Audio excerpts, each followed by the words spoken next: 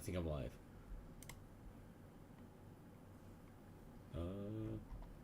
I gotta check real quick. There we go.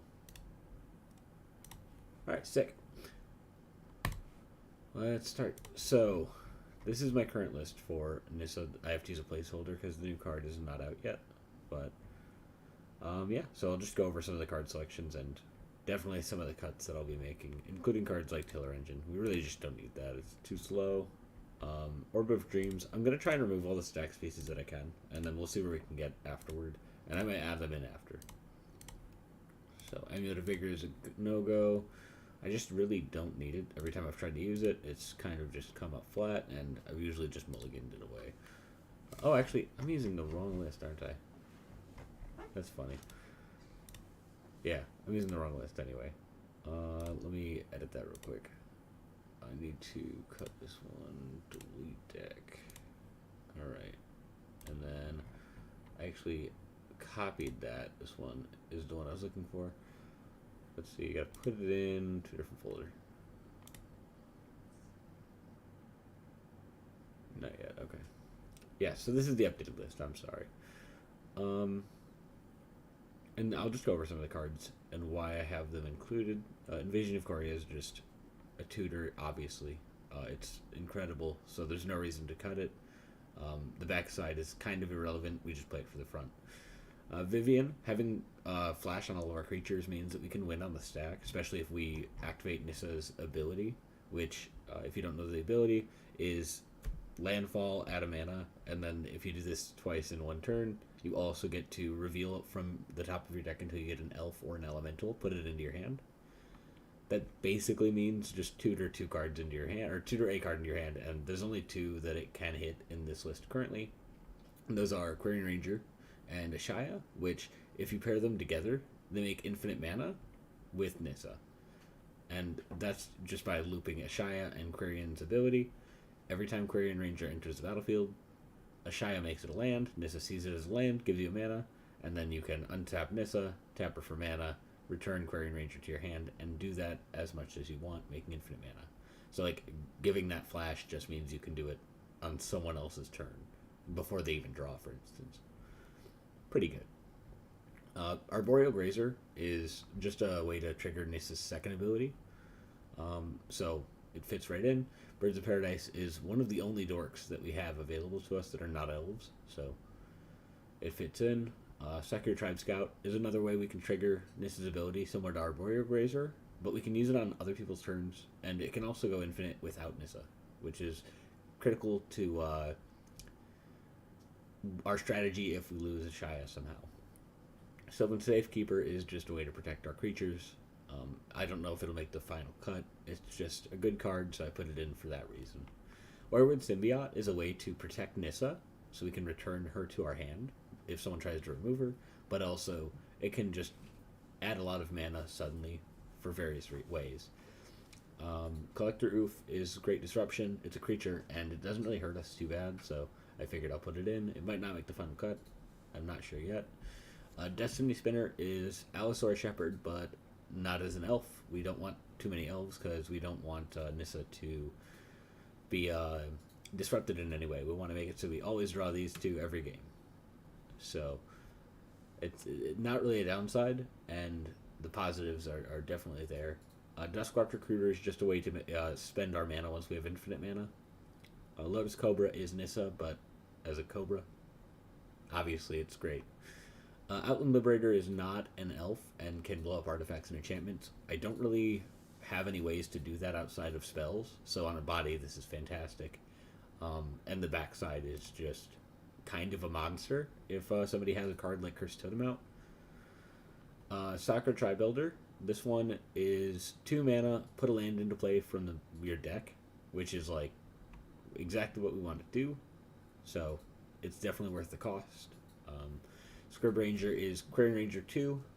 Definitely recommend it. Doesn't get found by Nissa, but if Aquarian Ranger gets killed somehow or something like that, this is a good backup. And having Flash just means we can do it at instant speed, which is great as well. Azusa is just a house in this deck. Like I can't really explain unless you see it, but being able to play lands from your graveyard with cards like Ramunap, if you have a fetch and then just a Zusa, you're gonna make a lot of mana. It's awesome. Eternal Witness, returning a card to your hand is incredible, especially on a creature. We can repeat that with effects like Team or Sabretooth, so I'm a big fan. Ramunap Excavator is just Crucible of Worlds.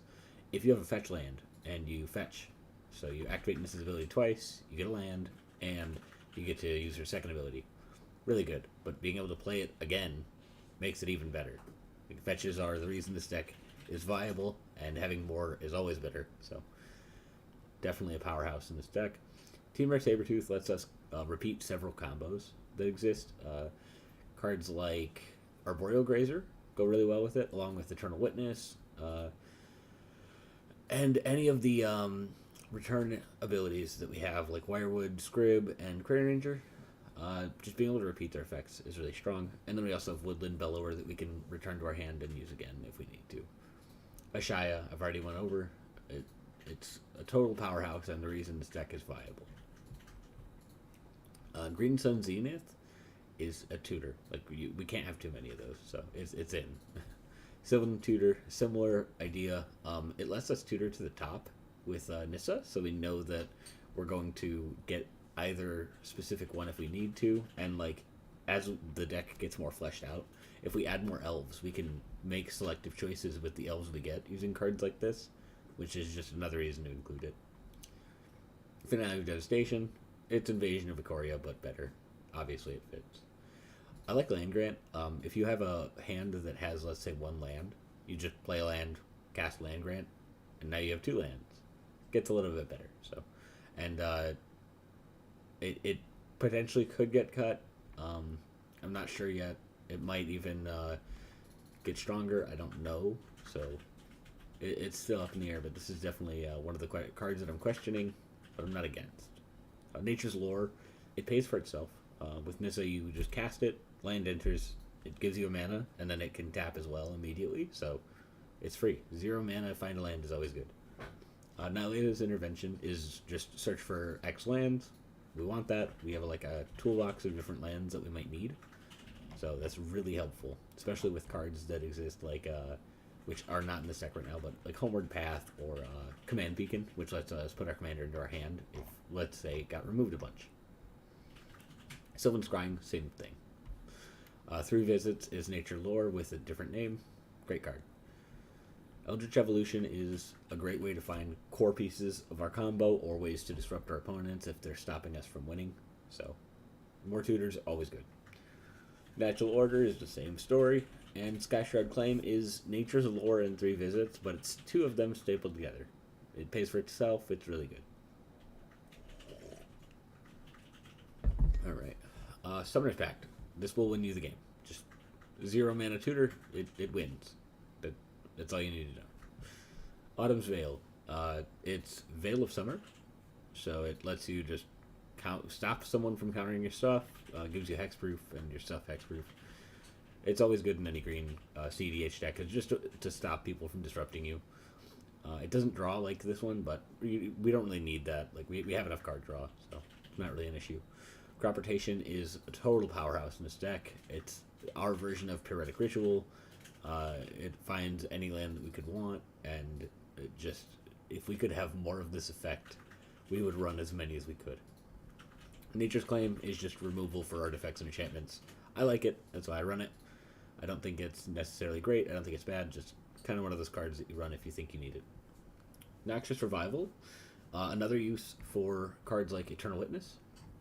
If you can Noxious Revival a card, like let's say Ashaya, and then activate Nissa's second ability, you can just put it straight into your hand, which is incredible. Couldn't recommend it enough. Tail Swipe, it's an instant speed fight spell.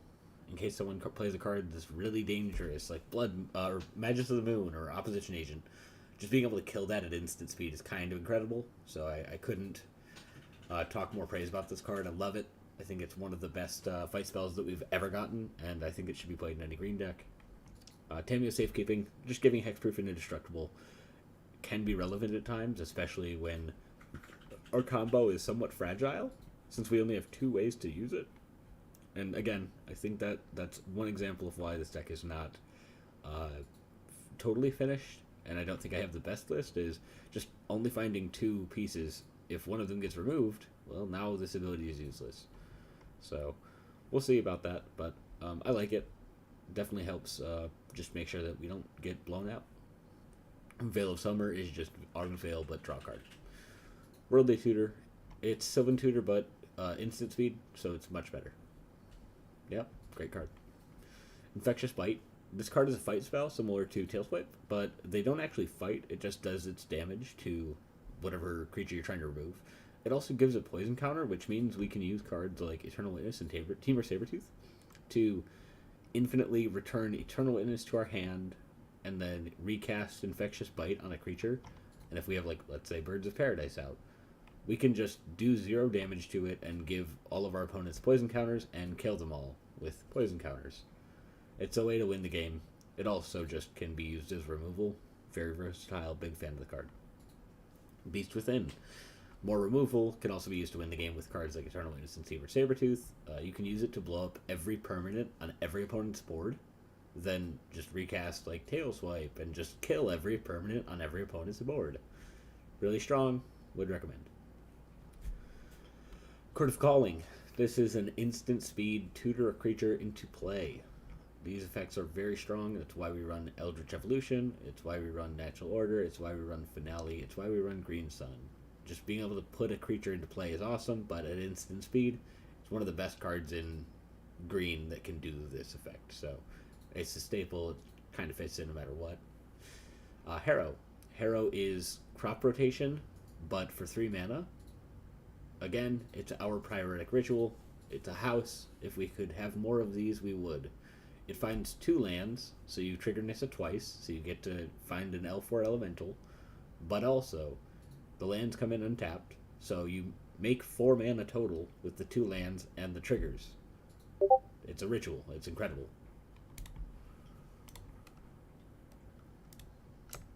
Ooh, 1 sec. I forgot to link my stream. Give me 1 second. Go figure. Let me do that real quick.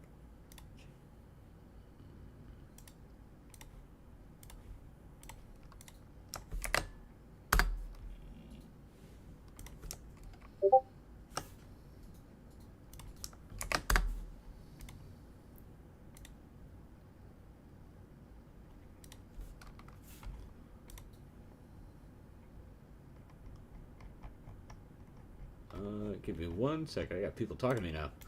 It's early in the morning. I don't expect people to be awake at this time. Let's see.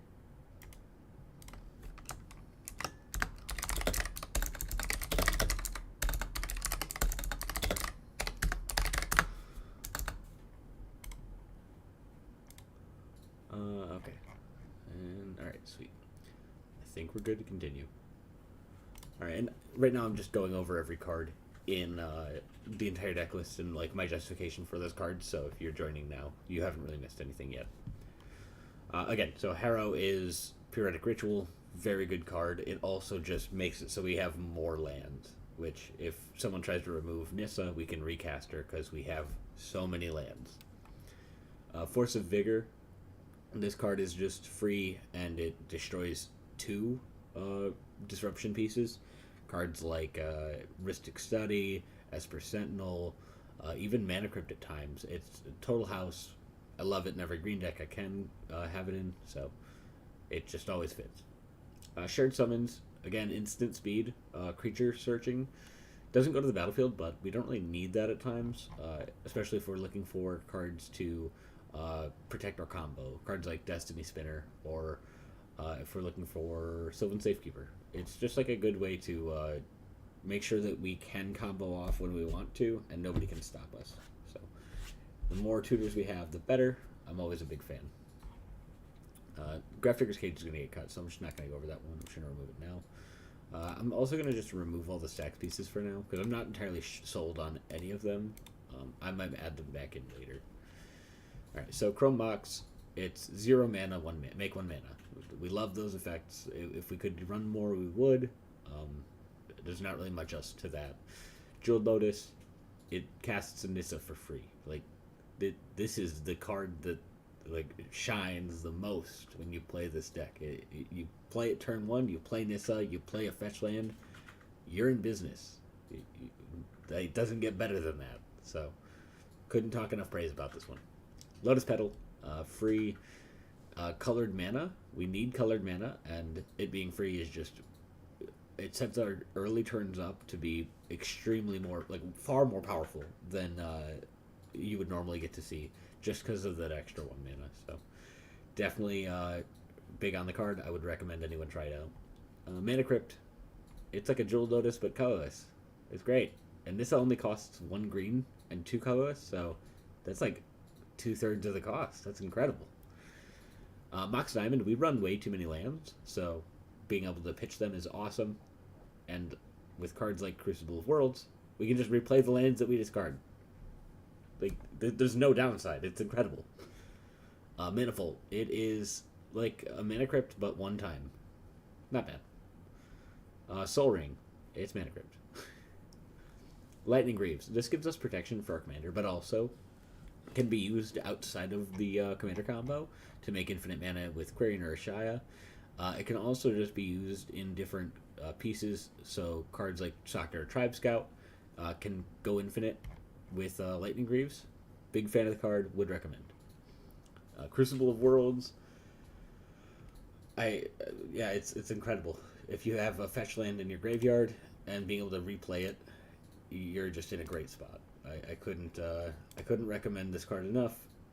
Once we get to the testing part of the stream, you'll really get to see how crazy this card is, but I couldn't talk enough praise.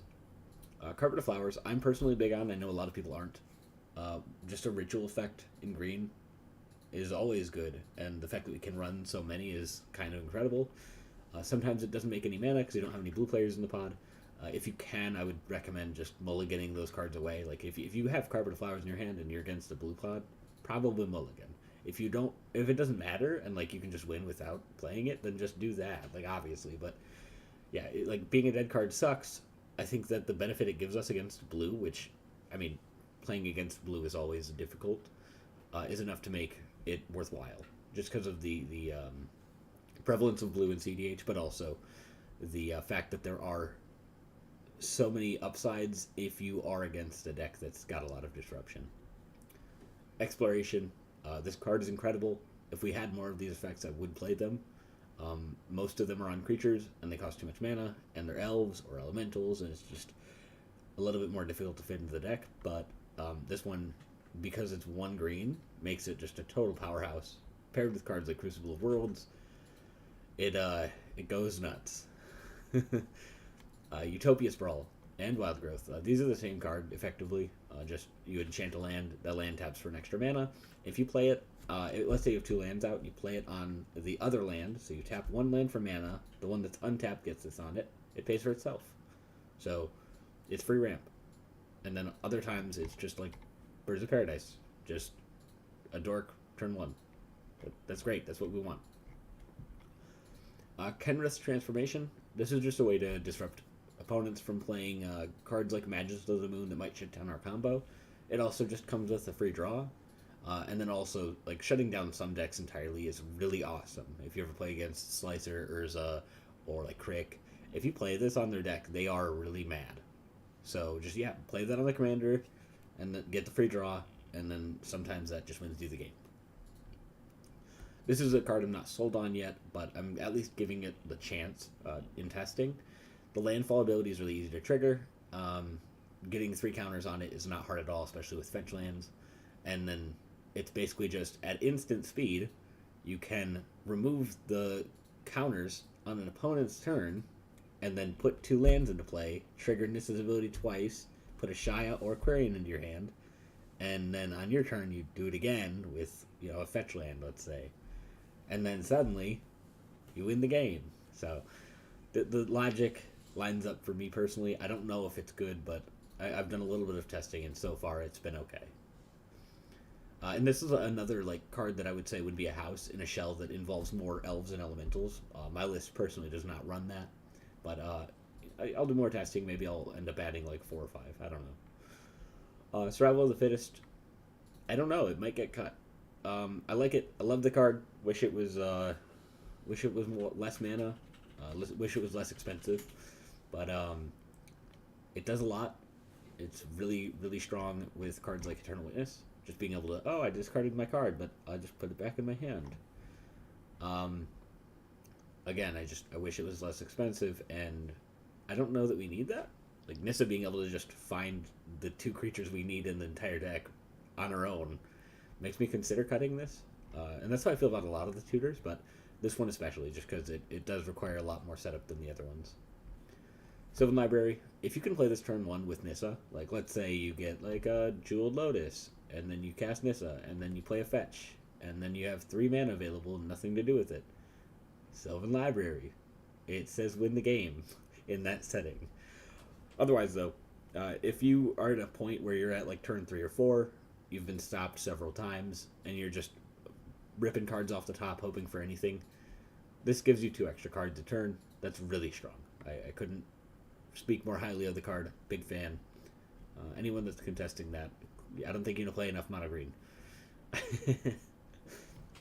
Ancient Tomb. It's a Soul Ring, but on a land. Big fan.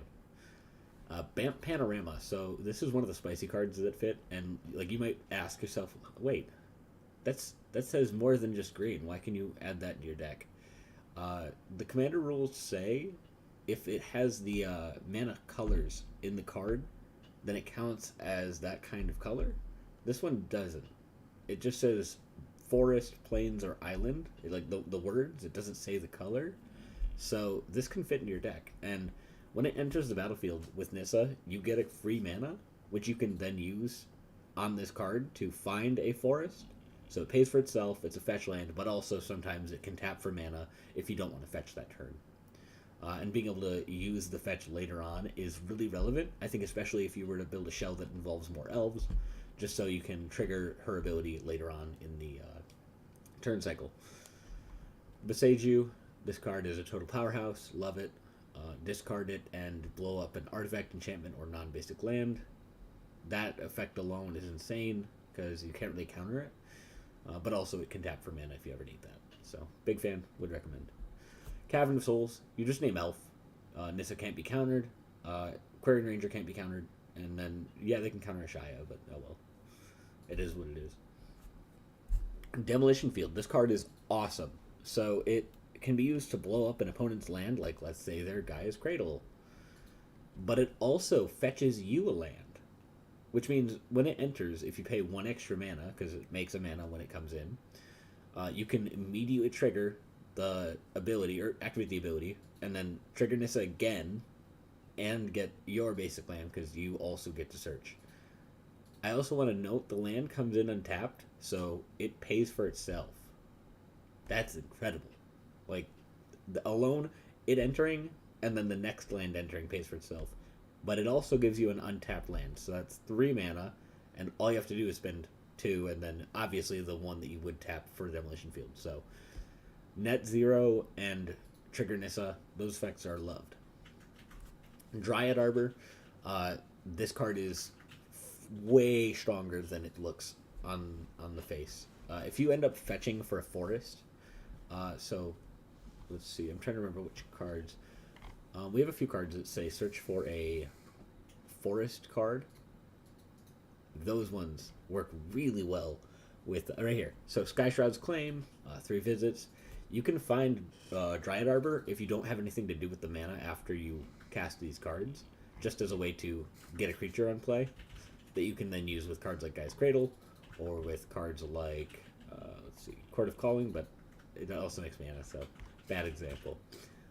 Natural Order, Eldritch Evolution, and I think there's one more. With a Shia. Not really, but yeah, the point is, it's a mana dork.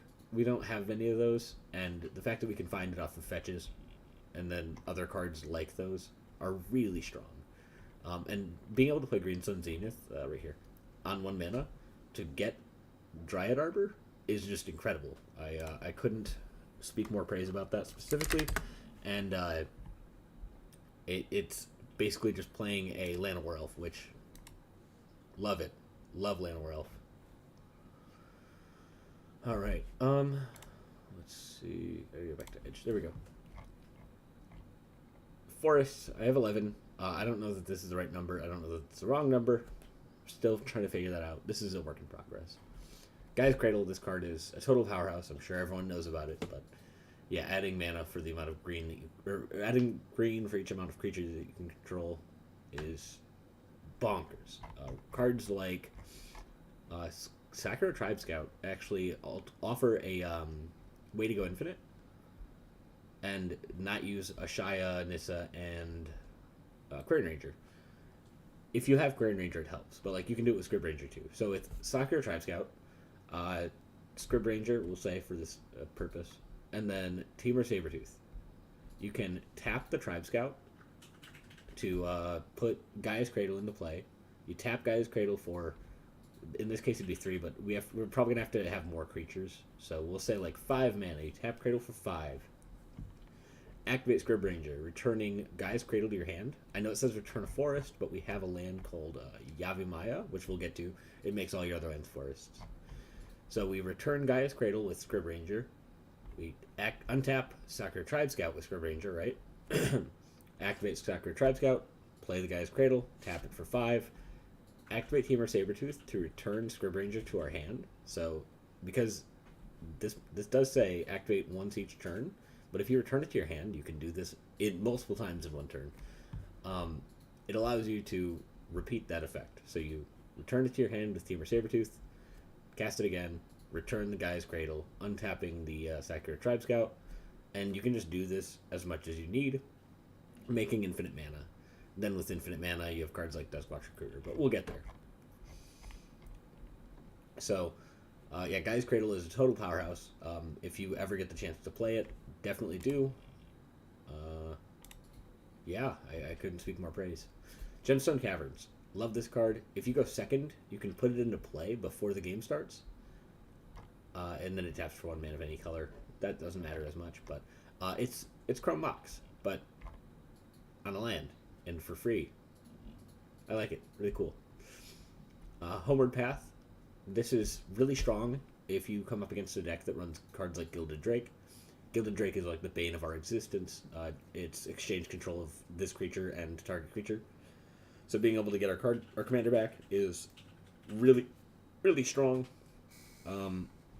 If we ever run into that effect and it does shut us down, this is like the thing that we need to tutor for. So, and it doesn't really cost much. When it enters, we get green mana from Nissa, so the colorless mana part doesn't really make an issue. Jun Panorama is just Bant Panorama. These are the same card, just for all intents and purposes. Fetch lands. I'll get there in a second. I gotta take a drink. Alright. So, fetch lands are unlike anything else. They are one of the strongest cards ever printed in Magic. I know that that's going to cause some chaos, whatever. They are, objectively. Paying 1 life in a lot of decks is really strong. Not in this one, but like just being able to pay life for your lands is awesome, and that's what a lot of decks want to do. Sacrificing things is another thing that a lot of decks want to do. In this case, it's also relevant. And then search for a forest. That's why we're running this, and then put it into the battlefield untapped. So it enters, we get a green from Nissa. We activate it, sacrifice it, get a forest. Get another green from Nissa, trigger her ability, and then that forest can tap for mana. So we play that, and we get 3 mana total available to us. On top of that, when paired with cards like Crucible of Worlds or Ramanop Excavator, we can replay these cards from our graveyard every turn, netting 3 mana from our lands. And with cards like Azusa, Lost but Seeking, playing 3 of these in 1 turn nets you 9 mana and triggers Nissa. On top of that, you can hold off on using the fetch lands until other players' turns if you've already triggered Nissa's ability this turn. So you can use it multiple times, because you can do it on other players' turns. Basically, these cards break this commander, and they are like the bread and butter of what we're here for. Opposition Agent does stop them, so being able to work around them is really important, and we'll get to some of the ways we can do that, other than the fight spells that we do run. Naya Panorama and Jun Panorama. These cards are all the same. Like I can't really say anything else. Naya, Vant, Jun, like these are all the same. They're very good. Prismatic Vista, it is Misty Rainforest. That's, yeah, great. Sunscorched Desert, this is an interesting one. So when it enters, you deal 1 damage to an opponent, and then it taps for mana. So this is a way to kill your opponents if they were to stop you from doing it with like Infectious Bite, or what was the other one that I was doing? Yeah. And so other than Infectious Bite, there's like other ways. Oh yeah. Finale of Devastation. At X equals 10 or more, you can kill your opponents with like hasty creatures. But like this is just one of the other ways you can do that. Using cards like Crop Rotation. Oops, there we go. Crop Rotation.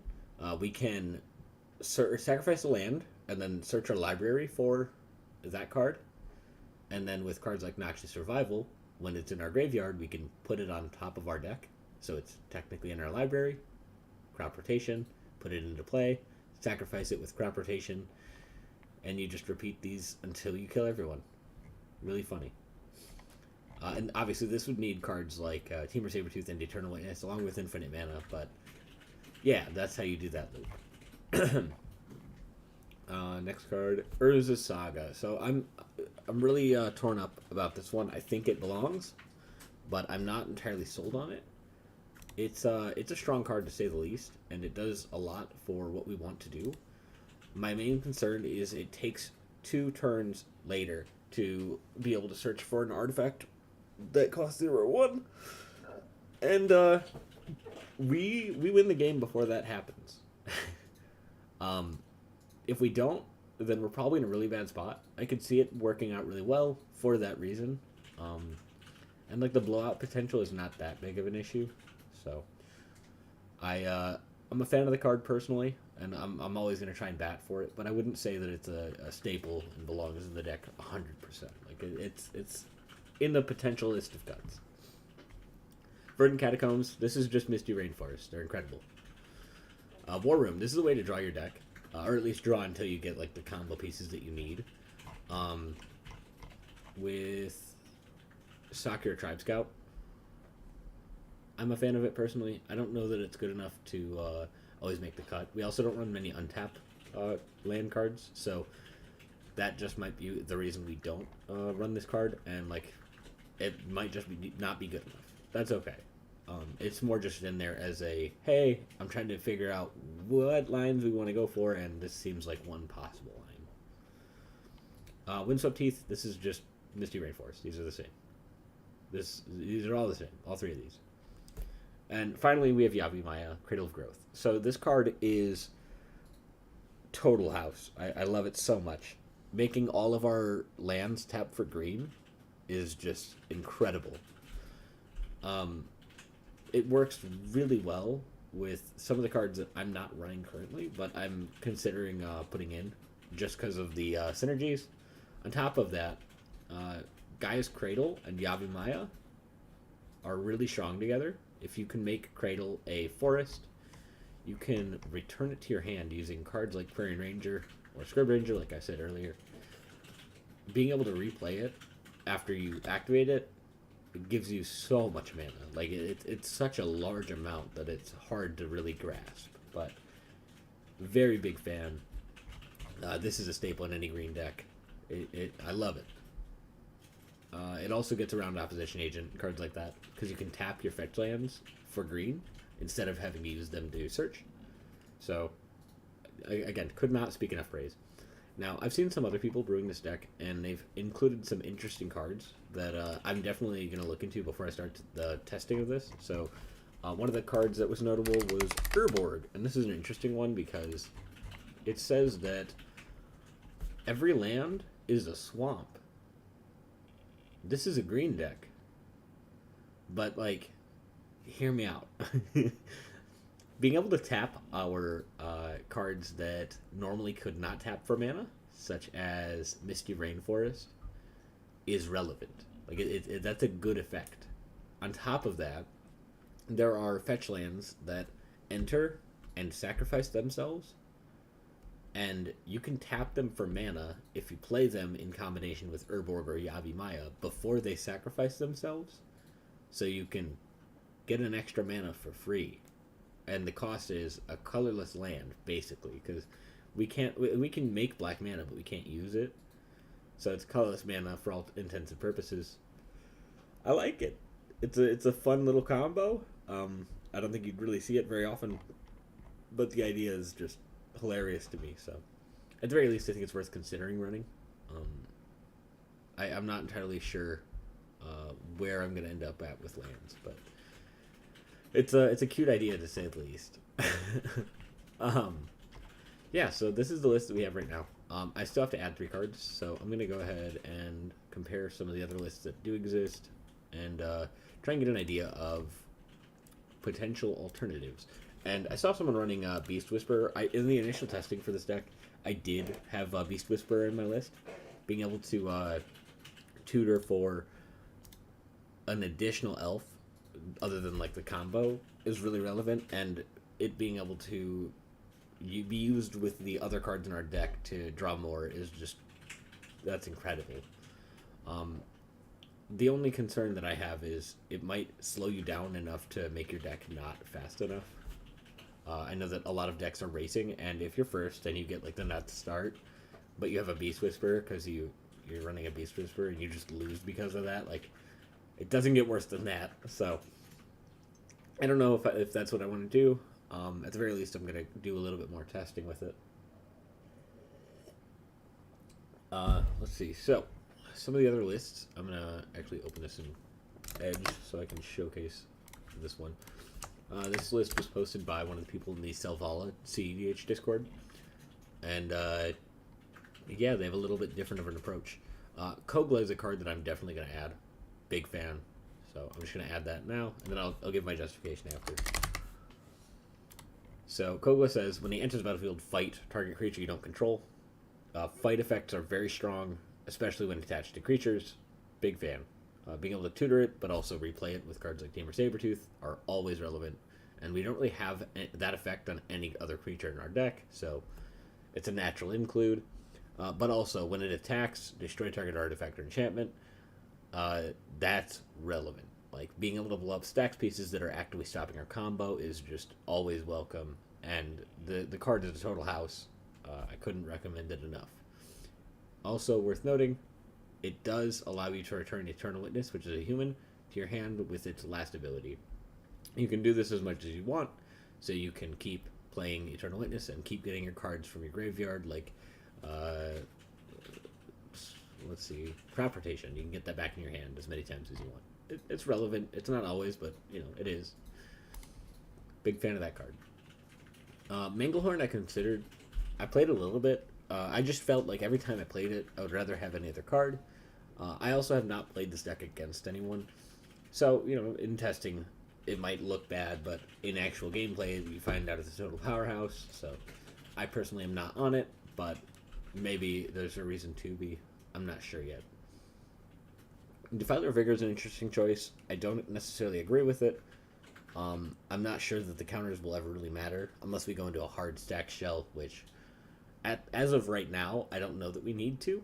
The speed is there, and you know, once we do testing, I think that will really be showcased. Haywire Might is an interesting choice. 2 mana, destroy non-creature artifact or enchantment. Not a bad effect. Not one that I think we need. I like Liberator a little bit better, just because, yes, it costs more. The backside is remarkable. I think we are on all the other same cards. Gilded Goose, it's Birds of Paradise, but 1 time. I don't think that's enough, so I didn't run it. If it was instant speed, like, or you could like do it the turn it came in because it had haste or something, like, yeah, I'd be all over it. But no haste and 1-time use makes me not want to run it. Grain Sun Zenith, excellent card. I think these are all in my list. Oh, Kodama's Reach. Yeah, that's one that's not. So this, search for a land, put it into play tapped, and then put another land into your hand. Most of the time, I've found that I have enough lands in my hand, so I don't really need more. So the second part of this ability is kind of irrelevant, and the first part, putting a land into play tapped. Sure, you make a mana from Nissa. I don't know that it's enough we want to run. Being 2 mana, because it pays for itself with the 1, but the 2 mana cost, just, it hurts. It hurts really bad. So personally, I don't know that I would want to run it, especially because like cards like Ramanop Excavator exist. I'd rather just play the fetch lands than the basics. Nissa's Pilgrimage, it's a similar story to Kodama's Reach. They're the same. Let's see. Natural State. I run Nature's Claim. It's similar. I don't think I need to run that many of these effects, so I don't. But it's not a bad call. Let's see. This card is a total powerhouse. Ritual effect. I love it.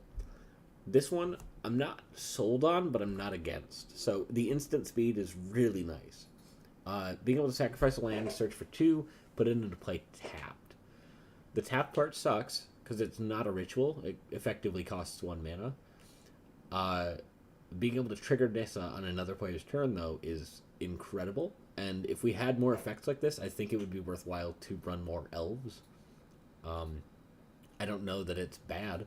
I think that it's probably good, but in my specific list, because I don't run any other combo pieces that I can find with Nissa, I don't think that it's necessarily one of the best cards that we could be running. So, personally, I don't think I'm going to add it, but maybe later in testing I will. Force of Vigor, I've already gone over this, yeah, these cards. Jeweled Amulet, this is an interesting one. So, it's 0 mana, and you pay 1 and put a counter on it. Then later on, you can get that mana back. So it's like a managed mana storage card. I don't like it. I think that most of the time I just want that mana turn 1. So like, I feel like I'm wasting the mana. I'm not a fan, but everyone can have their own thoughts and opinions on that. That's just my personal belief. Let's see. Lightning Greaves and Crucible Worlds, we went over those. Covered Flowers. Concordant Crossroads, this is a good one. So, giving your creatures haste is excellent. But I don't think we need to. My specific list, which I'll go back to, focuses on using Ashaya and Quarian Ranger. And when combined with Nissa, it's already infinite mana. So, like, the haste is irrelevant. It doesn't help our game plan. And, like, yeah, you could argue, oh, well, what if you don't have Nissa? It's like, okay, there's, like, a lot of other ways that we can do similar effects, and like Lotus Cobra is one of them. Just like these 3 make infinite mana on their own. I don't think there's any use case for haste in this deck. That like, I'm running Lightning Greaves for the protection. Sometimes haste is relevant, and like, yeah, it helps, but like, not that often. The fact that it gives haste to all creatures, including opponents, it makes it so I feel like we're not going to be able to utilize the haste as well as a lot of other decks. So basically, we're just helping other people, and we don't want to do that. Personally, I don't like it. Obviously, I could be wrong. Utopia Sprawl. Yeah, we already went over these. Sylvan Library, yep. Okay, sweet. Now on to the lands that I'm not running. So Broker's Hideout. This card is excellent. It enters. You get a green from Nissa. Kills itself. Find a basic land. Put it into play tapped. So you play it. You get 2 mana.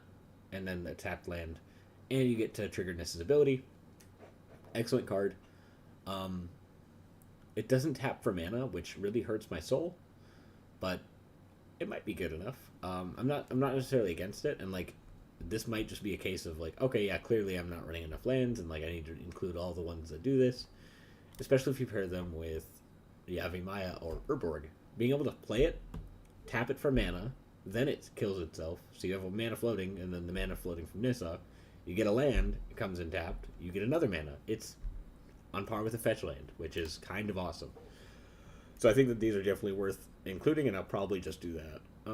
Broker's Hideout, Cabaret Courtyard.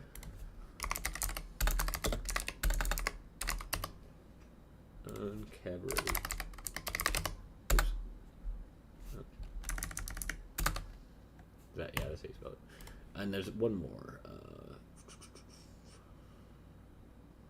Oh, is there not one more? Okay. Yeah, there's only 2. Yeah, then that's definitely worth running. I don't know what I was thinking. I'm going to... Let's see. I'm going to cut War Room. I'm not entirely sold on that card, and like the fact that it doesn't really go infinite with our combo makes me just not love it.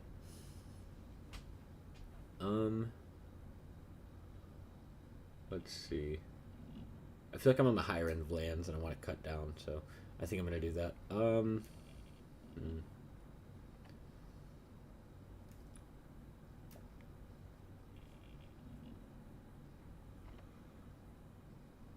It's hard to say.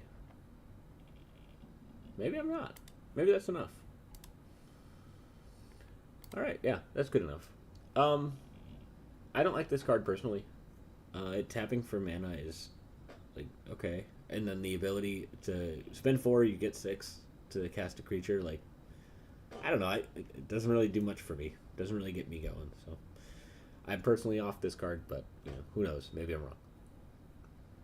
Cabinet of Souls, yeah. Command Beacon. I need this one, definitely. And I'll explain why in a second. The question is, what do I want to cut for that? I could cut Homeward Path. They are not on Homeward Path. Interesting. I guess I could remove Homeward Path. I'll keep it in the considering pile for now, I think. So Command Beacon is it taps for colorless, or you can sacrifice it to put your commander into your hand from the command zone. It doesn't affect like Drannith Magistrate out, which says players can't cast cards from anywhere other than their hands. That means that you can't cast your commander, so Command Beacon, putting it into your hand, gets around that. Really strong. And because we have so many ways to tutor for lands, I think that it's definitely worth a spot in this list. Evolving Wilds is one that I'm not entirely sold on. I tried it, and I did a little bit of testing. If you play it, you get 2 mana, which, like, 2 mana is more than, like, Naya Panorama, which only nets 1. But it doesn't tap for mana, so you don't have a choice but to fetch with it. That concerns me, but paired with cards like Urborg, it might be better. Again, I'm not certain yet. Let's see. All the rest, I think I'm already on. Emergence Zone is the other one. Emergence Zone, again, I'm not entirely sold on. I don't know that it's wrong. I just don't know that it fits entirely. Instant speed is cool, and, like, on a land, it's nice, but, like, I don't know how relevant it is. And it might just be like, oh, no, it's an obvious include, and you need to put it in. I haven't done much testing with it, if I'm being honest. So, I don't know yet. I don't know that I want to test with it. I'm sure that some other person will get better results with it, and then I'll just put it in after. But for me personally, I don't really see the need for it. So, I'm off it for now. Let's see. And then I'm just missing one card. So, I think I'm interested in Abundant Harvest, and I'm also interested in Ancient Stirring, and I'll explain why, and then I'm going to make a cut. So I don't like Sylvan Tutor very much. I think that we already just tutor for what we want, so I'm going to cut it. It might come back in later. Again, if you have more elves and elementals, that's like that effect is incredible, and that's what we want, but this list does not do that, so cut it. Ancient Stirrings. This says 1 green for sorcery. Look at the top 5, reveal a colorless card, put it into your hand. Put the rest on the bottom of your library in any order. Any of these artifacts count as colorless, along with any of these lands. Lands are colorless cards, people. I think Dryad Arbor is the exception. That's awesome. Like, just finding the land that we need is incredible, especially if it's a fetch land. Abundant Harvest is a similar story. You can choose land or non-land, depending on what we need, and then reveal until we get that card, and then put it into our hand. It's like a draw, but it's a selective draw. I like it, and we have a lot of times with this list where you have a free mana that you just don't have a use for. I think it fits. I'm not going to pretend that it's... Yeah, I could consider putting in Selvala. I've also considered putting in Beast Whisperer, but Selvala specifically, giving other people draw, hurts. And the fact that it's not going to make mana for us, like large sums of mana, in most scenarios, is enough to put me off of it. So At some point I might put it in.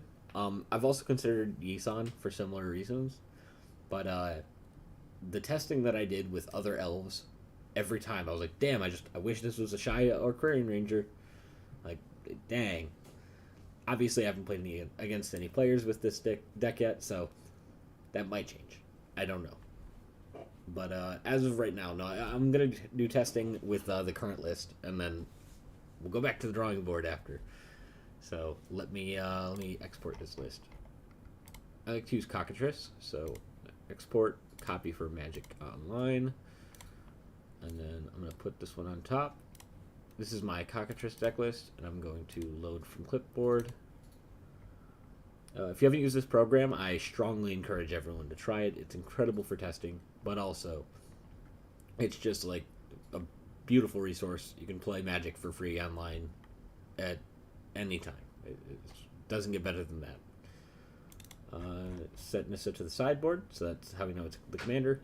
And save deck as... there we go. Alright, start local game. And I'm just going to do testing against myself. I'm goldfishing, effectively. Nissa. Open, unlock, put Nissa in. Oops. Nope, wrong button. And I'm not going to adjust my health. Most of the time, the health isn't relevant in a CEDH game. If it is, then, like, you know, so be it. But just generally, that's not an issue, so I'm not even going to bother with that. Alright. This is... Ooh! Oh, man. Holy crap. Yeah, this is the best. Yeah, exactly. It's just... Ashaya and Quarian are the goats. That's like what I'm looking for. Alright, so, this is definitely the hand we're looking for. Jeweled Lotus is incredible, but a fetch land on top of that just makes this a beautiful, beautiful starting hand. So we'll go with this one for now. Turn 1, I like to signify which turn I'm on with the little yellow ticker here. And I just go to untap, upkeep, draw a card, because we're playing in a 4-player format.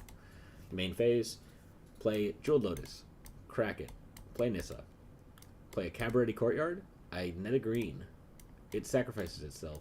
I get a forest. Trigger Nissa. I usually just set aside which of the 2 cards that I can find with Nissa before the game starts, so I know which one and I can just search it up, but in this case I forgot to do that, so we'll go about it the old-fashioned way.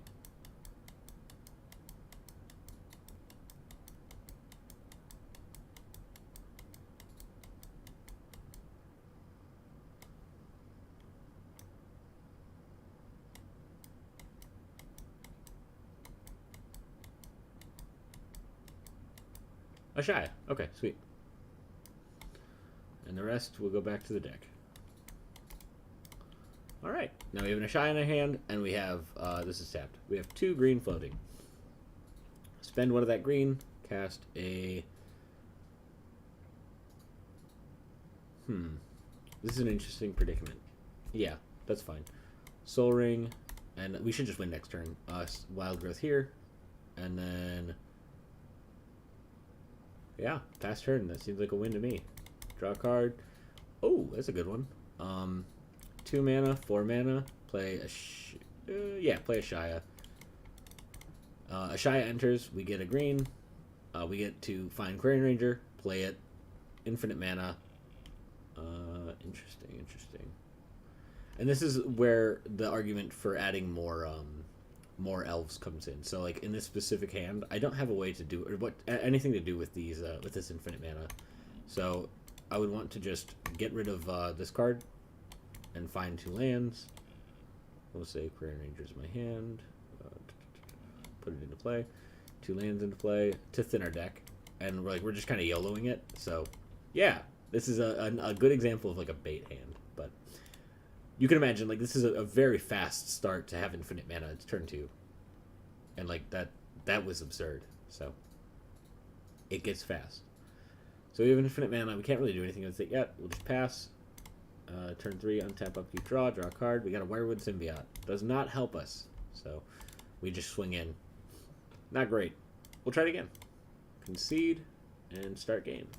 View library. Oops. There we go. And, like, that's just one of the issues that you're going to run into when brewing a deck as well. Like, just sometimes you're going to see a hand that you think is really good and then it's not. It happens.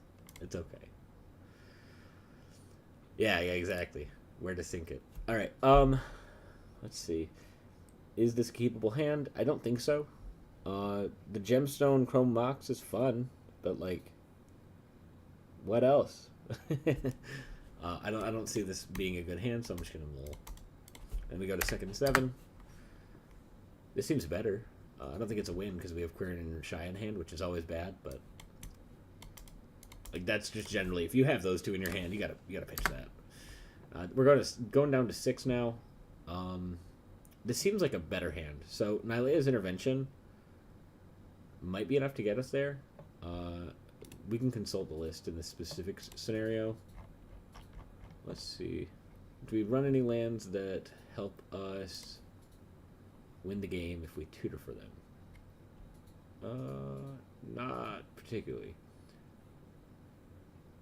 Yeah, so in this specific scenario is when you'd want a land that draws. We don't have any of those, so this doesn't look like a great hand. We could always YOLO for it, but I think I'm just going to mull, go down to 5. And this deck can do that, which is one of the many benefits. Land grant's great. So with this specific hand, playing Land Grant and a Chrome Mox, there's a potential to just get the 3 mana and being able to play a Shaya. My concern is like what to do with it after, and we did go down to 5. I think I'm gonna keep it, but like this is definitely a risky keep, to say the least. Put a Shaya into the bottom. We want to draw it off of Nissa, and I'll put Survival on the Fittest on the bottom as well. Just not impressed with the card. Draw a card, and of course we have Quirion on the top. Play a Land Grant, reveal our hand.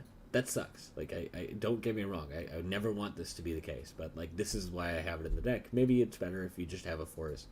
I don't know. I'm going to put a forest into my hand, play a forest, Chrome Mox, exiling. I think Team or Sabertooth is okay. Is it okay? Yeah, it should be okay. Get the Wild Growth in there, cast Quirion, I guess, pass turn. And I know we have 1 card in hand. That sucks. Nissa, play a forest. We get a green from that. Not in a great spot. We could always return the forest and just play it next turn. I don't think that we want to do that. This might just be a bust of a hand, and that happens. You know, testing you're gonna run into a lot of whiffs. Right now we could get Dryad Arbor with Invasion of Ikoria. I'm not sold that that's the right play. That does get a Shaya into our hand. Yeah. Is that the play? Then it's just finding any tutor. I'll go for it. Why not? Cast Invasion of Ikoria. Search for Dryad Arbor. Trigger Nissa. I always forget which this counts. Dryad Arbor as a creature. That's what it is. And Shaya goes to our hand. Oops. Dryad Arbor goes here. And we'll pass turn. Untap, upkeep, draw a card, go to main phase. Utopia Sprawl hurts. That is unlucky. 1, 2, 3, 4, and 5. Cast a Shaya. Make infinite mana. We don't have an elf. So, yeah, there's probably a good justification to include Beast Whisperer for this reason alone. Which, like, obviously if we hit Beast Whisperer instead of a Shaya in this specific scenario, that would have sucked. But there are ways to draw with Beast Whisperer, which make it, like, a little bit better than just whiffing. So, yeah, we'll go back to the drawing board and we'll include Beast Whisperer for this reason exactly. What card was I unimpressed with? I can just quickly go through the list and we'll do testing before changing the official deck list.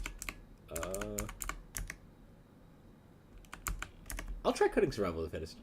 I'm not sold on it. Obviously, I might be wrong. We'll find out really quickly, but so far it's not been the best. Alright, and then we'll just save deck, start local game, load deck, and Nissa, there it is. Open, unlock, put Nissa in, view library, pull her out.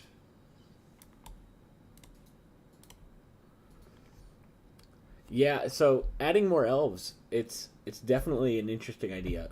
I think that the more effects that we consider adding that tutor at instant speed, the more case there is for adding more elves. Just because, like, those aren't abundant. Like, that's not hard to get, just more of those effects. So, like, I'm not against it. And I think I'm actually going to do... I'm going to change this up, actually. Close this. I'm going to add Harrow in. I like that card a lot, and because we have an extra elf, I think that there's a case to run it. I'm not big on Land Grant. Every time I've played it, it's been subpar. I like it in Legacy, but this isn't Legacy. So cut that one, add Harrow. Oh, I already... Nope, not Harrow. What was the one that he played? There we go. It's, I'll find out the name. Roiling Regrowth, that's the name. Roiling Regrowth. This is Harrow, but they come in tapped. So it's not as good, but it's almost there. Start local game. And let's see. Nissa. Put Nissa in, view library, and there we go. Shuffle. Draw 7. Ooh, interesting. Urborg and Cabaret Courtyard is really funny here.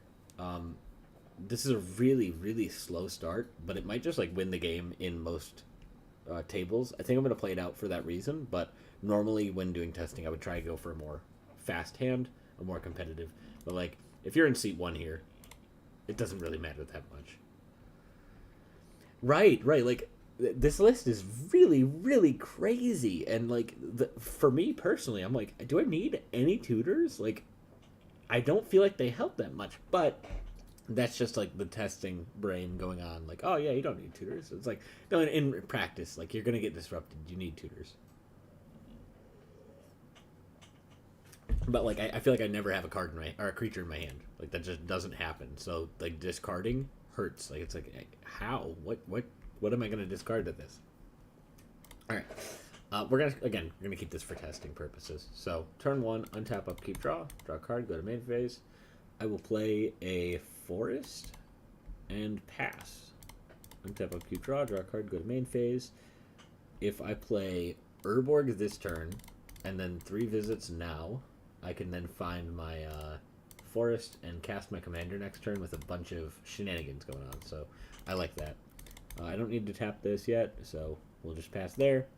Turn 3, draw a card, go to main phase. That's sick. Alright. I will Soul Ring, cast Nissa. Actually, I should tap that for Soul Ring. We'll do that. Play Cabaret Courtyard. I net a green. Tap it for a black. So colorless is orange. We'll do that. Sack it. View library. Search for a forest. Comes in tapped. Add another green. And then reveal. And we got to reveal. Oh, there's Query Ranger. This is the one that we get in our hand. Not a bad hit. Alright. We've got a lot of mana open. Not too much to do with it. So we'll play the Query Ranger. This is an interesting choice. So I could summon a pack here. I definitely have the mana to pay for it. The question is, what do I combo with? And like, Sakura Tribe Elder is surprisingly hilarious in this specific setting. Azusa is also relevant sometimes because it lets me play the Jund Panorama. I don't have to fetch immediately. It's an interesting spot to say the least. Maybe playing Queen... Yeah, let's say playing Queen Ranger was wrong there, and we'll take that back for a second. So we have 4 mana available. And let's see. Creatures that we would want to find include... Not Arboreal Grazer. Sakura Tribe Elder. Being able to get a land at instant speed means we can get a mana as well. It only sets us up for 2, though, with our untapped forest. That sucks, but it is what it is. Let's see. Wirewood Symbiote, no. Sakura Tribe Scout does not have haste. Destiny Spinner, no. Interesting. No, if we got a Shia, that wouldn't work because we don't have the mana to cast it. Unlucky. And Harrowed into a Shia through Summoners. Yeah, that's true. Yeah, that's like one of the really difficult parts about piloting these decks. So like, let's say I did Haro into a Shaya, like I can make infinite mana, but then I can't do anything with that infinite mana. And I think I cast Nissa this turn, so I can't even make infinite mana. Nissa needs to not be summoning sick with that specific line. Let's see. And this is where like this I guess is a specific example where having a creature that just tutors lands into play would be sick. And like there are elves that do that. I don't know that that's the way to do this. There's one elf that's just Harrow on a land, like on an elf, like that. That's awesome, but more elves is always an issue. Whew. Okay. Yeah, the best course of action might just be to wait it out. Like I would love to start comboing, but it might not be the time. Harrow does net us more lands for next turn, and that's cool. Summoner's Pact finds us the other piece. Okay, I like that play, so I'll do that. Summon to sacrifice a land, cast Harrow, go down to 0 mana. View library, get 2 lands, untapped. I now have 2 floating, 5 mana. 5 mana finds.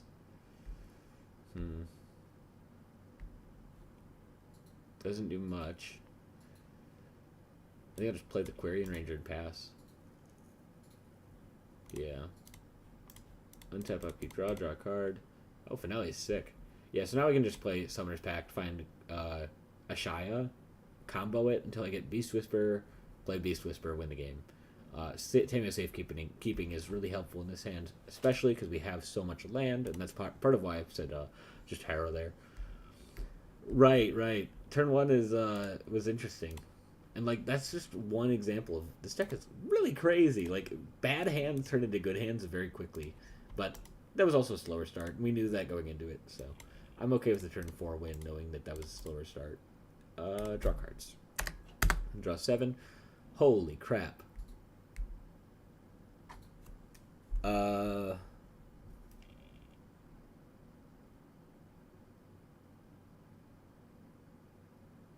wish this was better. I like the start a lot, but not having any. Oh man, is this a really good start? It might be. So, we're gonna draw into a Shaya Aquarian or Beast Whisper. If we get a Shaya here, we got the nuts. We win. If we don't, we might be in a really bad spot. This is a really tricky hand. I think I'm gonna keep it just to figure out that maybe it's good enough. It's worth a try. Alright, untap, upkeep, and draw. Go to main phase, play a Mana Crypt, play a Chrome Box, exile Autumn's Veil, cast Nissa, play a land, play Lightning Greaves, equip Greaves. Yeah, pass turn. Sick! Okay, yeah, so play a Bant Panorama. It triggers. I sack itself. View library, get a forest, and let's see what we get. Rip off the top. If we get a Shia, we win here. Right? 1, 2, 3, 4, 5, 6. Or 5, I mean. 1, 2. Panorama comes in tap. My bad. I get a green. There we go. 1, 2, 3, 4, 5. If we get a Shia, we win. Let's see what we get. We won. So, and I can demonstrate how. Shuffle. Alright, so Ashaya into hand, we cast it. We can... I guess that's not quite a win yet, but it's close. Tribe Scout with Ashaya. Do that. Give it Greaves. We could instant speed Yavimaya. I don't know that we want to. So, I think we just pass the Greaves over here. Turn 3. That's not bad. For a risky start like this, that's not bad. Hey! Oh wait, Tribe Scout. Yeah, Tribe Scout does count. I shouldn't have played Tribe Scout this turn. That's okay. It ended up working out in our favor anyway. Land, we get a green. 2, that's 3, 4, 5, and 6. Woodland Bellower, trigger. Okay, we're looking for Beast Whisper or Aquarian Ranger. Either way, it's a win, so. Oh, Beast Whisperer, sick. Goes into the hand. View library. Bellower Finds. Quarian Ranger. Infinite mana. Beast Whisperer. Draw as much as we want. Draw until we get Team or Sabertooth. Return Sabertooth to the hand. And then use Infectious Bite Loops. We win the game. Turn 3. Really silly. and like, I wouldn't even say that was a good turn or a good start. Like, this deck can do so much better. That was a risky keep to say. Like, at the very least, I think it could get a lot better. Let's start again. View library, pull out Nissa, shuffle, draw 7. Terrible hand. Ashaya. That actually might be okay. It hurts seeing the Sylvan Library and Symbiote. I don't think that... this wins turn 3, but I don't know that that's fast enough, so we'll mull it away. Go to 6. 6 cards in hand with this start. Might actually be good enough.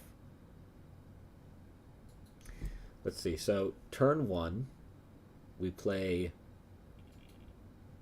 Tribe Scout or Grazer. Okay, we'll try it out. I don't think it's a good hand, but I'm willing to at least give it a chance. I'm still not extremely familiar with how the deck plays out, so yeah, give it a go. Turn 1, untap, upkeep, and draw. Ooh, that's really good. Oh man. Okay, turn 1, we'll play the Tribe Scout, and then we'll pass. Untap, upkeep, draw a card. Go to main phase. Oh, that is beautiful. That's, is that a win? Ooh, it might not be. Worldly Tutor is really nice, though. Alright, so... I have to play the Foothills here. It hurts, but it is what it is. Get a Forest into play. Tap 2, cast a Lotus Cobra. Pass turn. Untap, upkeep, draw a card. Go to main phase. Play a Forest. Make a green. Cast Nissa. Right? Yeah. Cast Arboreal Grazer. Lets us find the Broker's Hideout. This triggers, and then triggers again. So we get 4 mana, and we get to do the thing. Comes in tapped.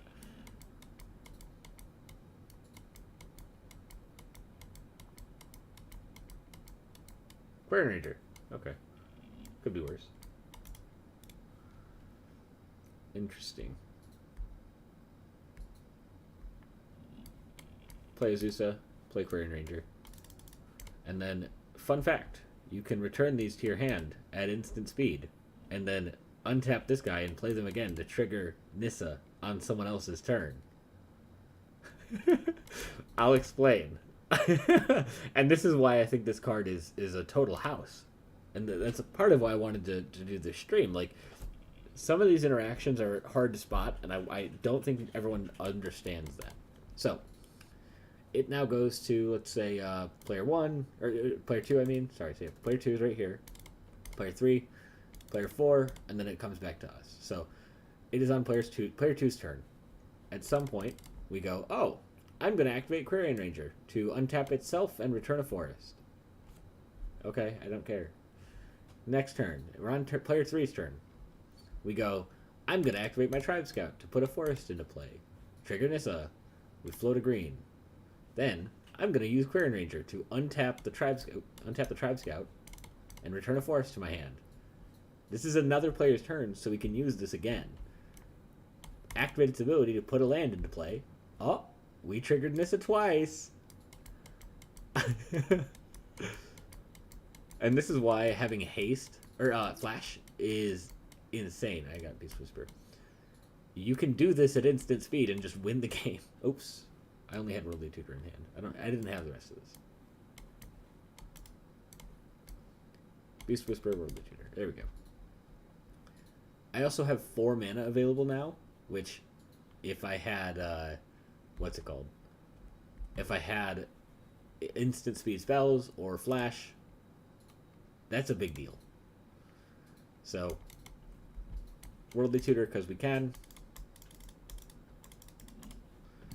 And at this point, we can just find any way to help protect our combo. Cards like Destiny Spinner are really helpful. And then we'll pass to our turn. Draw a card, play Destiny Spinner. Oh, actually, Oh, yeah, I guess at some point. So, player 3's turn, we would want to use the Quarian Ranger to return a forest. And then my turn, do it again. So then we can use the Tribe Scout to play 2 lands, trigger, get a Shia, Beast Whisperer, draw our deck with the Quarian Ranger combo, and we have Destiny Spinner to protect it. Yeah! It's a really awesome deck. And this was with a bad hand. That's a win, just like casually. Alright. Start again. Go Nissa. Shuffle, draw cards. Alright. Quarian sucks at the start. We also don't have any forests, but we do have a way to find one with 3 visits. I don't like this hand. We'll go for another one. Interesting. So Tribe Elder is sick. It also lets us set up the Colony Heart Expedition, but we don't have any fast mana. And we don't really have anything else to do outside of this, so we'll mulligan again. Go down to 6. Cards. Okay. Interesting. We don't have any green source. We gotta go down to 5. Unlucky, but it is what it is. Some games are like that. This is a hand. Yeah, this is a hand. So, turn 1, we play Demolition Field, Soul Ring, Lotus Petal, pull out Nissa. Turn 2, we fetch. We're living on a prayer as far as, like, getting a decent place to go after this. But we can pretty reliably trigger Nissa twice at the very least.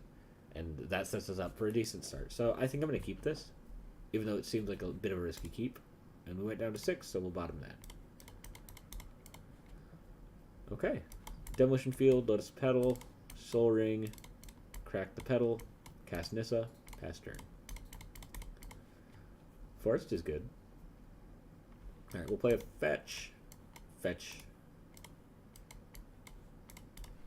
Get a land into play. Trigger.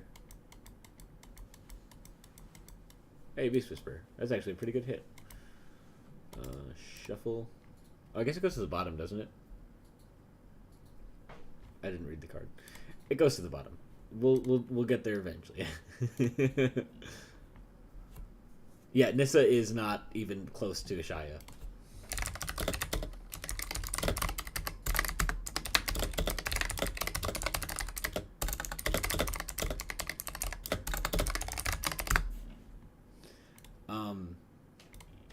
Yeah, alright, so we've got a 2 green floating from the fetch.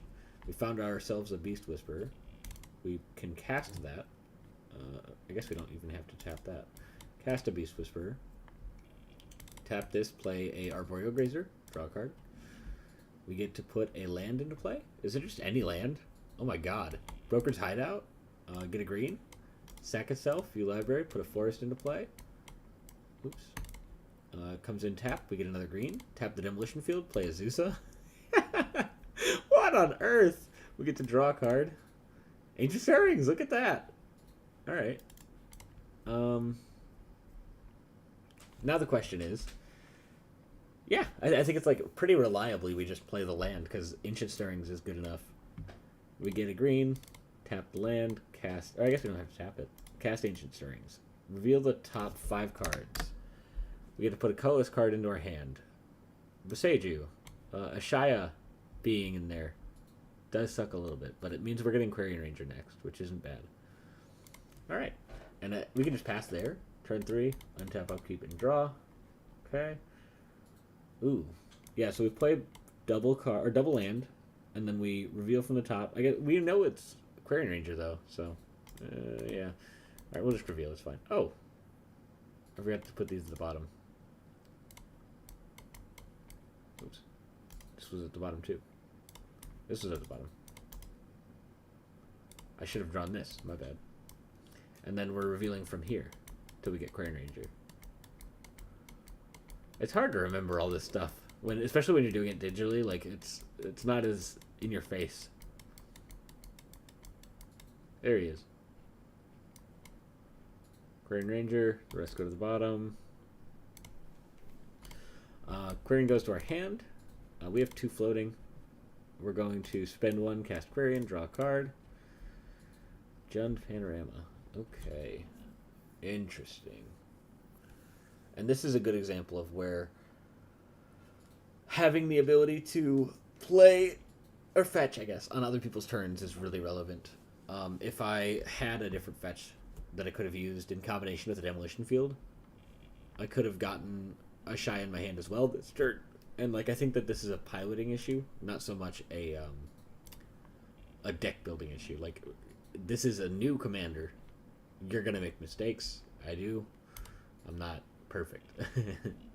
But I would chalk this one up as a win, just because of the play mistake. But yeah, move on to the next one. Turn 3, by the way. So far the average has been turn 3 or sooner. Shuffle. Oops. Draw 6 more. Oh my goodness. Okay, so we can cast Nissa turn 1 and fetch in 2 turns. Or fetch twice, I guess. That's really, really good. Like, Crucible of Worlds is a house. So yeah, this is a great opening hand. Holy crap. Draw a card, go to main phase, play a J-Lo, crack J-Lo, cast Nissa. Play a Mox Diamond, pitch Forest, play a Naya Panorama, add a green, kill itself, sell the green. Get a Forest, comes into play tapped, trigger Nissa.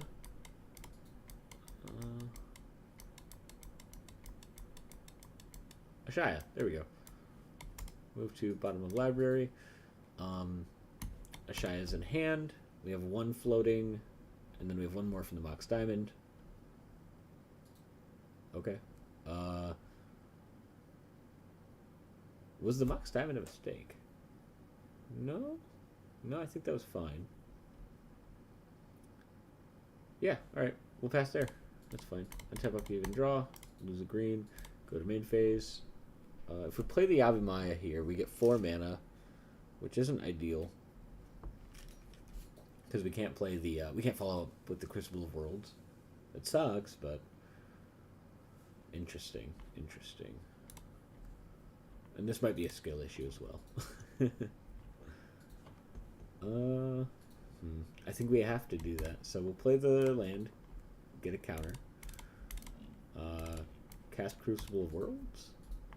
Spend that. Unlucky that we can't fetch this turn as well. At some point we'll Nature's Claim, we'll say that with the Mox Diamond in the pass.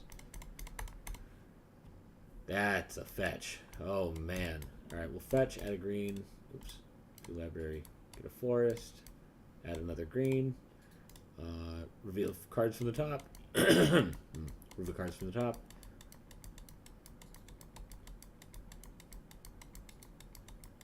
Oops.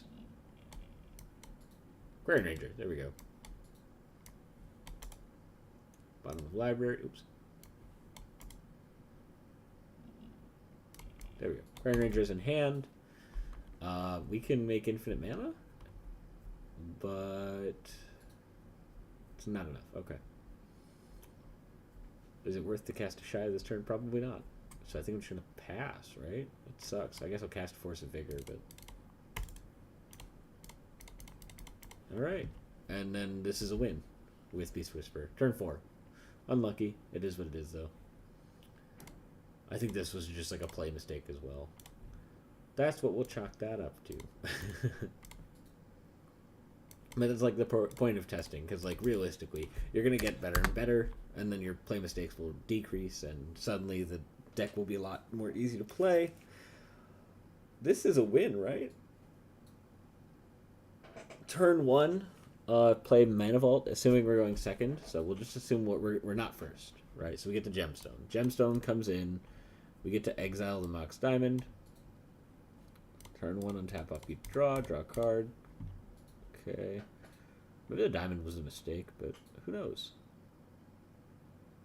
Oh yeah, that was a mistake. So if we'd exiled Yavi Maya instead, for instance, we could play the diamond, pitch the forest. Oops, it goes to the grave. Cast the mana vault, tap the mana vault, the gemstone caverns. We have a colorless floating. Play a windswept heath as land for turn. We get a color mana. Get a forest. Get another colored mana. Reveal from the top.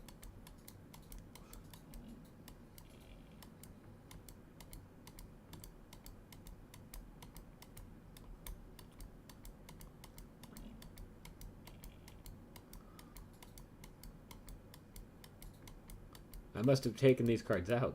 Oh, they're there. Ashaya. And then Ashaya actually lets us trigger the landfall. Oops. Again, next turn. We've got 4 mana available. Noxious Revival. Put Windswept Teeth on top. Pass turn. Untap, upkeep, draw. This is tap. We take a damage, draw a card, go to main phase. Play a fetch. We get a green. Crack it. View library. Get a forest. Comes into play. Get another green. Reveal from the top.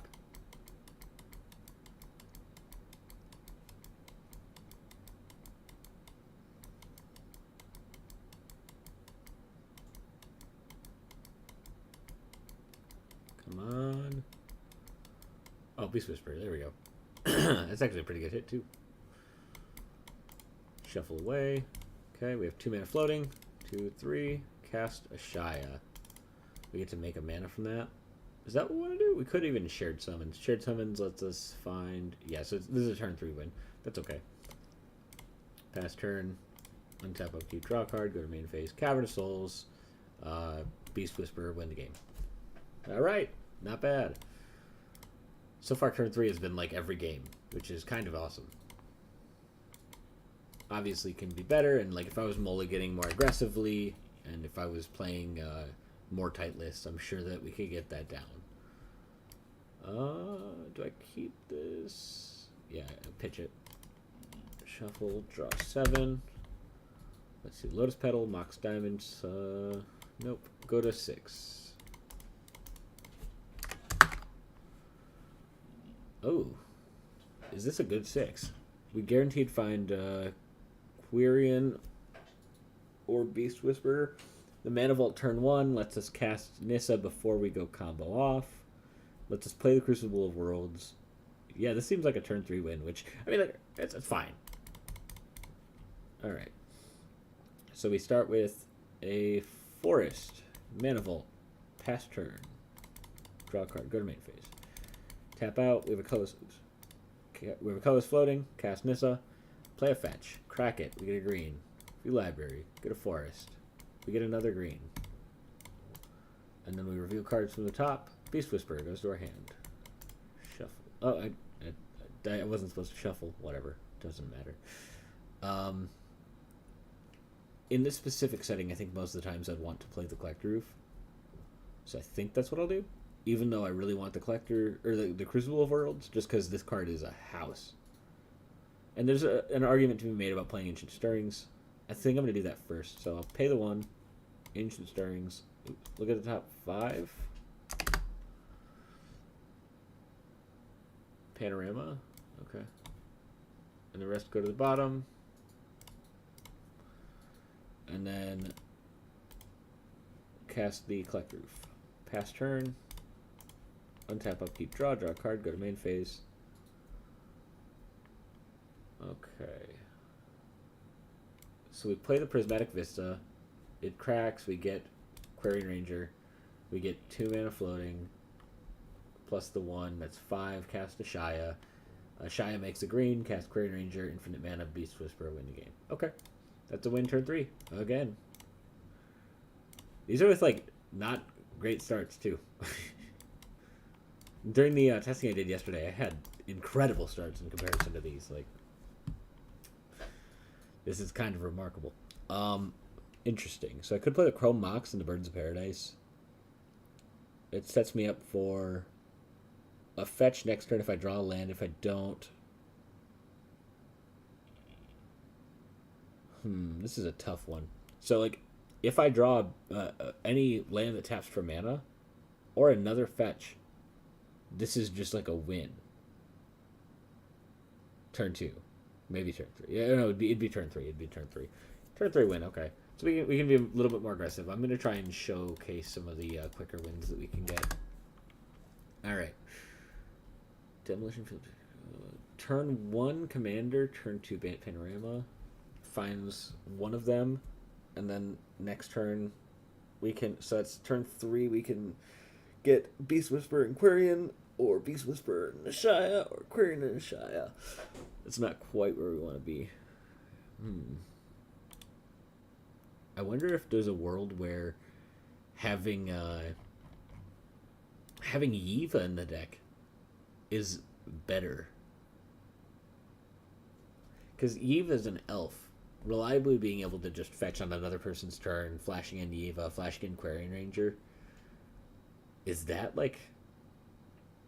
I wonder. I gotta look at more cards that can put lands into play at instant speed. I think that there's a reason to add those to the shell. But I'm impressed. This deck is kind of sick. I think I'm going to mulligan this hand again. I'm going to go down to 6. This is definitely a better hand. Yeah, this is insane. Like, what the hell?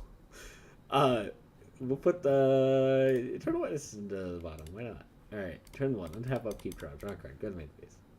Lotus Petal. Mana Crypt. Crack the... Petal. Play the Nissa.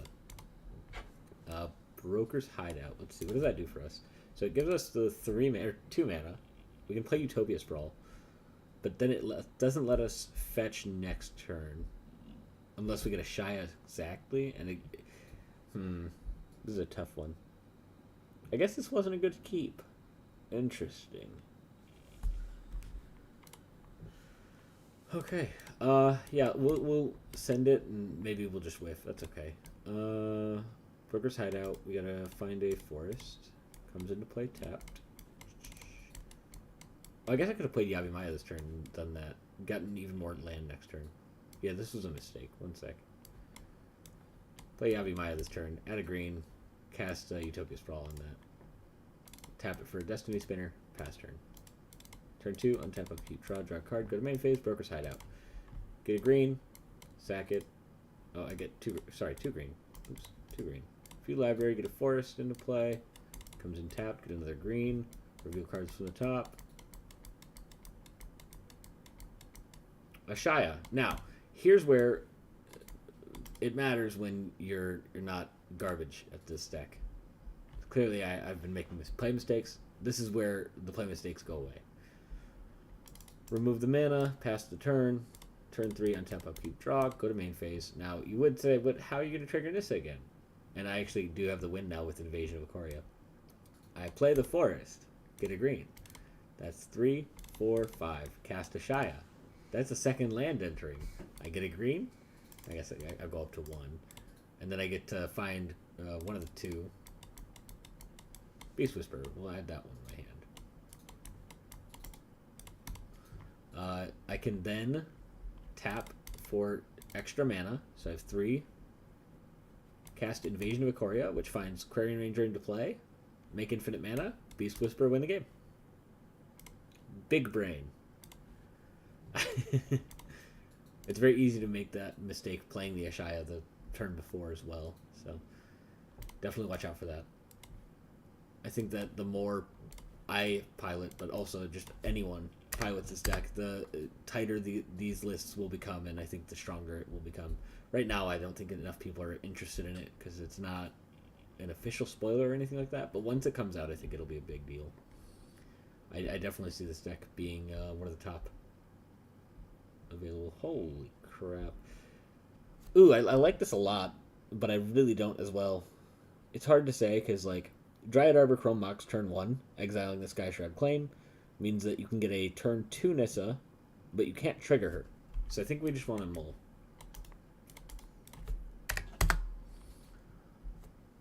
Turn 1 Tribe Scout into a turn 2 Nissa, but you can't trigger her yet again. We do already have 1 elf in hand. and we can find a fetch with the intervention, which lets us find another elf. I don't know that that's good enough.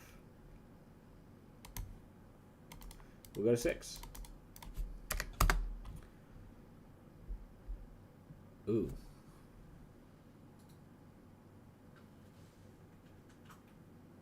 No, it's almost there. It's just not quite. So like the play would be like Lotus Petal, Green Sun for 0. Find Dryad Arbor, put it into play, and then you'd have to draw a land within this turn or next. So you could play the 3 visits, but even then, that's not a good hand. So we'll mulligan it anyway. Go down to 5, and this seems like a much better start.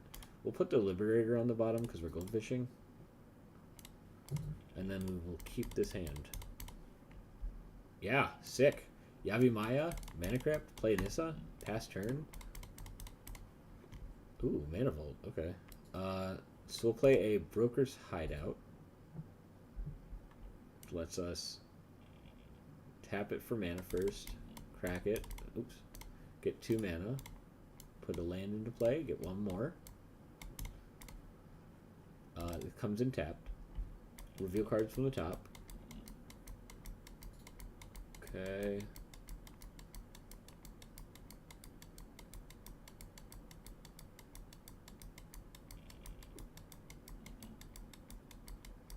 Come on. Ashaya. Okay, there we go. And now this is like the $1 million question. How do we play this? We've got 3 mana up. Cast a Mana Vault for 1. 3 mana, 4, 5, 6, 7, 8. Let's just play Vivian and Ashaya. So we play a Vivian first, spending like that. And now she has the abilities to exile the top 3 cards of your library, and then exile 1 face down. If it's a creature that costs low enough mana, we could just cast that at instant speed with Ashaya. Oh, but we don't have the 1 floating. Oh, that is tragic. Interesting. I guess this was a misplay then. So, had I spent my mana differently, oops, untap, get this back, and give 1 more mana for the Mana Vault. I tap the Mana Crypt, so I have 2 colors floating. I spend 1 on here. Oh, I guess I don't have to do that. I have 3 floating here. So the play is, let's see. Oh, but there's no way to get that second green pip for Ashaya. Okay, that's the issue. Yes, it wasn't a misplay. That's fine.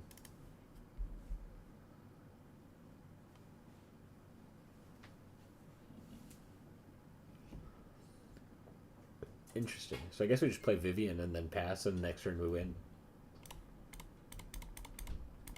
Yeah, that's a win. Okay. We'll go for another one. And I think this is a... Yeah, Whisper seems like it's working at the very least. Like, it's not bad. I wouldn't say that it's an all-star yet, but it's getting there. I think that there's a case to add more elves. The consistency is nice. I think that just drawing a bunch of elves is awesome, though. And, like, if you just run more elves that just tutor lands into play so you can trigger at instant speed, they find themselves. And, like, if they find themselves, then they'll also find your combo pieces. So, like, if there were more elves that I could find that just found more elves and put them in, or found more lands and put them into play, they also just find our combo pieces. And that's, like, one of the reasons why I'm saying, like, I don't think I have the best list. I don't think my list is very tight. And I think that the more people that get involved in the brewing process of this deck, I think the tighter it will get.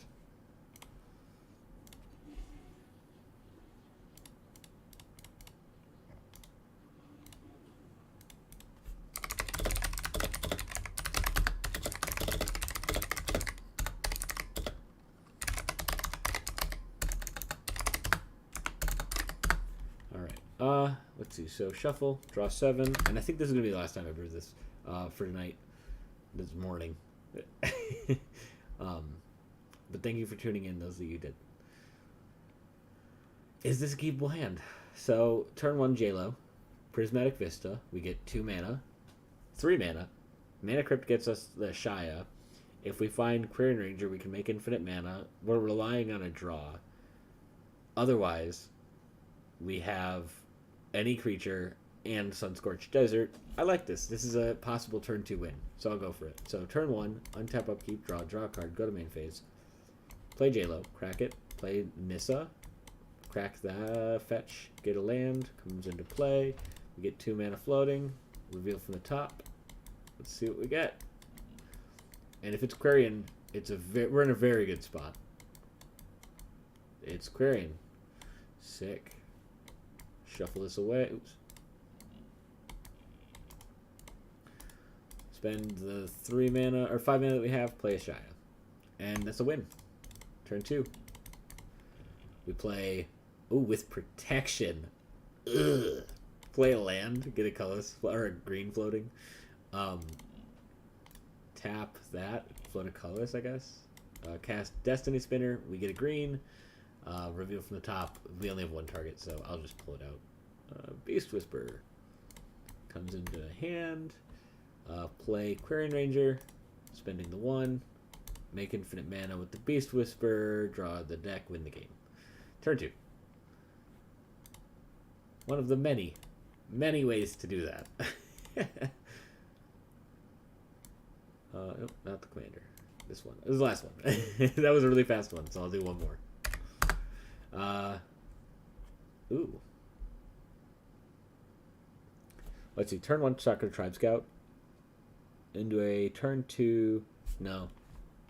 I want it to be good. It's not good. Second 7. Turn 1, Green Sun. Into a fetch the next turn for a turn 3 win. That's not bad. I'll keep a turn 3 win. Why not? Alright. Play a Forest. Play a Chrome Mox. Oh, we gotta pitch to Sabertooth. That sucks. Is there a way around it after we pitch Sabertooth?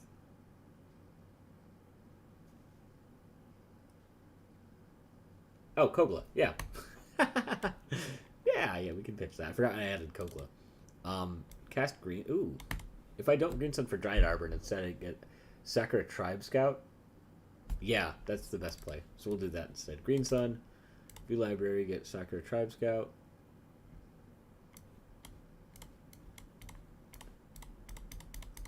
Go to main phase. There's a case to argue for the Dryad Arbor, but I think in this specific scenario I like the Tribe Scout better because I can still trigger Nissa this turn, but it allows me to combo off later. Crack the Foothills. Oops. Get a green. Get a forest. Get another green. Reveal from the top.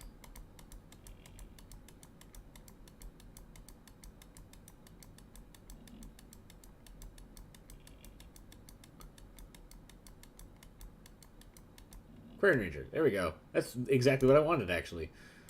That's sick. Shuffle. Quarian Ranger goes to hand. Play the Quarian Ranger. And then do the thing we talked about earlier to get a Shia into hand, and then just combo off. I like it. You actually don't even need to do that. Yeah, because we would just have the Sakura Tribe Scout anyway, so we don't even need to do the combo. We can just do it on our actual turn because we have Beast Whisper. And this is another great example of why more elves would probably be a good idea. All right. Thank you for tuning in. I think that this deck has a lot of potential, and I think that the more people that actually try to brew it will come up with a really awesome list. I don't think mine is remotely in the realm of the best, but I implore you all to do your own brewing and please let me know what you guys find, what you guys think, and I'll be tuning this as much as I can. This is, in my opinion, the strongest green commander that we've gotten, and I think that this is going to be the next go-to